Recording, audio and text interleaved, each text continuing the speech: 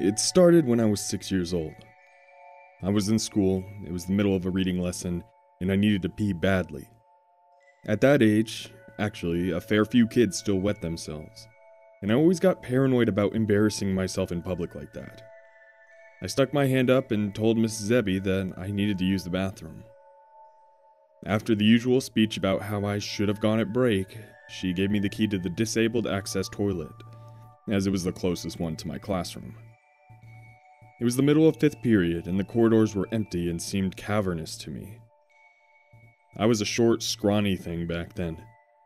I sometimes had trouble with doors, especially unlocking them, and I fumbled for a good minute or two in trying to get the blasted thing open. Anyway, I sat on my porcelain throne. There came a knocking at the door. "Someone's in here," I called, disgruntled at this disturbance. There came a pause. Then the knocking resumed. It was faster now, more determined. "Wait a minute." The knocking slowed and a voice replied. "Let me in. I need to come inside." The speaker's tone was thin and reedy. An adult I didn't recognize. I may have been 6, but I also had a fairly good understanding of bathroom etiquette. Mainly that you didn't let more than one person into an area only slightly larger than a cupboard. "Go away." The knocking intensified again, until it was a frantic drumbeat, just a few feet from me and out of sight. I heard the voice shouting something, growing more and more desperate. "Let me in.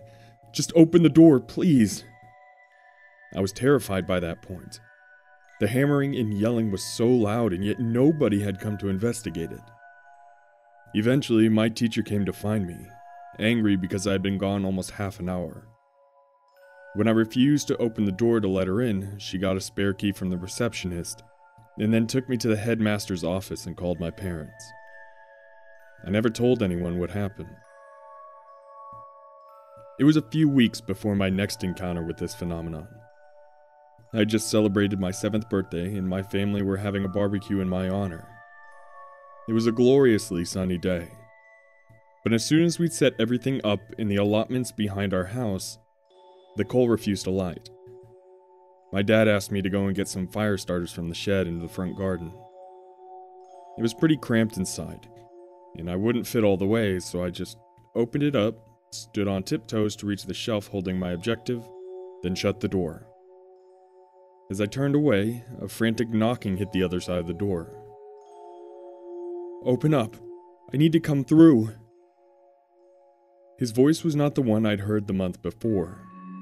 It was deeper, more brooding and angry. I said nothing and hurried away. I had no idea what was happening, but it frightened me. As I walked away, there came a final thump, like a fist being slammed against the wood, and I heard his voice again. "You little bastard, I'll rip your fucking teeth out, let me through." I ran back to my party and spent the rest of the day glancing over my shoulder. As you might have guessed by now, there were a lot of these voices. I count at least 30 total. Every month or so I used to get them, pleading to be let through doors. Almost always it would be immediately after I shut the door behind me, as though these strange entities had been following me. I never told anyone, but to be honest, I kinda just got used to it. It always made me jump, and some of the voices would make me feel uneasy, but I knew that I was safe, so long as I did not open the door. Some of the voices I got used to the extent that I even named them. There was one which always used to appear at my front door at home. We have frosted glass, and I could see a silhouette of an average-sized man wearing a cap of some kind. He never spoke, but occasionally he would push envelopes containing blank pieces of paper through the letterbox. I called him the postman. He was one of the more unsettling ones. If I tried to speak to him, he would look up sharply, then begin knocking. I generally left the postman alone. 20 years on, and I have retained as much normality as possible. I have plenty of friends, and I even have an on and off relationship with a girl I met last year. Not bad for a guy who wakes up in the middle of the night and listens intently to noises you can't hear on the other side of the door. Yeah, my buddies think I'm strange and kooky, but they put up with it. They're all great. I'll miss them. You see, things have started to get strange. Well, stranger than usual, I suppose. 3 weeks ago, I awoke sweating and crying, though I don't know why. My dream had been, from what I recall, fairly normal, when a huge shadow had abruptly fallen over everything.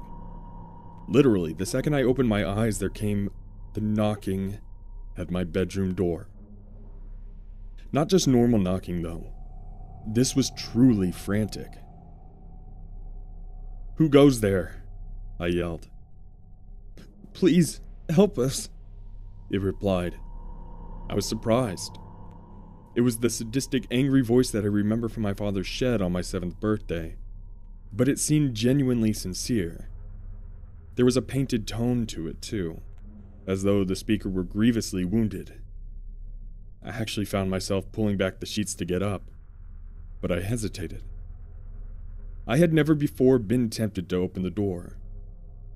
I suppose, as a child, I had so rigorously drummed into my head the idea that whatever lay beyond that was evil, and that it was just common sense.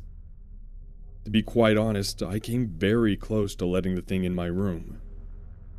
I held out in the end. It got worse. Just 2 days later, I was in my local corner shop. I just paid for a bottle of milk and a newspaper when a great force slammed against the shop door. Simultaneously, a voice began screaming. A long, keening squeal of pain. I whirled to face the door, but there were so many flyers plastered over the glass that I could only just make out the shape of a woman on the other side, slapping her palms against the window. The shopkeeper stared at me, as though I were crazy. In the end, I asked if he had a bathroom I could use. Murmured some half-thought-out excuse and hid there for 10 minutes until the screaming stopped. There were 4 more incidents between then and now, a mixture of screams and tearful begging. The postman stopped by yesterday, too. He knocked politely before sliding his usual letter through the letterbox. Then another. Then another. A total of 10 plain brown envelopes. The postman waited for a few minutes, knocking occasionally, then he left me alone. Each letter contained a sheet of A4 paper, but somebody had taken a black pen to the pages, scribbling and shading them with such vigor that there were large tears around the center, and the edges were frayed. I shoved them back into their envelopes and tried to put it out of my mind. Earlier, my bedroom door shook, violently. It wasn't a scream or a howl or a roar that I heard, though. It was just crying. Dozens and dozens of voices, sobbing quietly. Another blow struck my door. Plaster flaked from the walls and twirled to the carpet. Still no pleas or bargaining. Just sobbing. I jumped from my chair. A hairline crack split the frame of the door in one corner. My phone began to ring and I heard a sharp rapping at the glass of my window behind the curtains. I tried answering the phone, but it was simply yet more voices crying. Not even sobbing though, more like bawling in terror and anguish. I hung up, but it kept ringing, so I took the battery out. I have shoved most of my furniture against the door and window. It's been 3 hours since this latest attempt at entry began. The battering has not abated, nor is the crying. I'm fairly sure that my door won't hold much longer. As for my mediocre barricade, it could be swept aside in 2 minutes. I find myself faced with the very real possibility of death, so I'm writing this memoir of sorts, just in case something does happen. What do they want? Do they even want to hurt me? They seemed fearless, even malicious before. What could have driven them to this? Maybe I should open the door. Maybe I should let them in.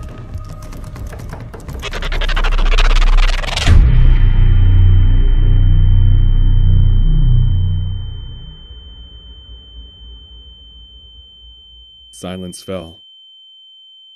I realized that even the crying had ceased. For a whole minute I sat there. Then I got up and hurried to my door, eager to escape this claustrophobic situation. Perhaps I'd go outside where I could be far away from the doors and from the damned knocking. I pulled away my barricade and turned the handle. Locked. Kneeling, I peered through the keyhole. Beyond my bedroom door was not the corridor that I remembered, but another room. Some kind of library or classroom, I think. It seemed unoccupied, but for one kid sitting and reading with his back to me. I banged on the door. Hey kid, let me out, okay? He glanced over his shoulder. Yeah, over here. Could you open the door, please? I can't. I'm in detention. I'm not supposed to talk to anyone. Go away. He turned from me, confused and exasperated. I began to stand up. A loud bang shattered the silence once more. I realized it sounded like a fist being pounded against glass. My window. I heard it again, but this was not the frantic knocking of somebody wanting to get inside. This was not even an attempt to break in. Whatever was beyond the curtain and glass knew I was inside. It knew I was frightened. In the most predatory and sadistic way possible, it wanted me to be afraid. I turned back to the door and began hammering on it frantically. Hey, let me in, okay? I really need you to open the door.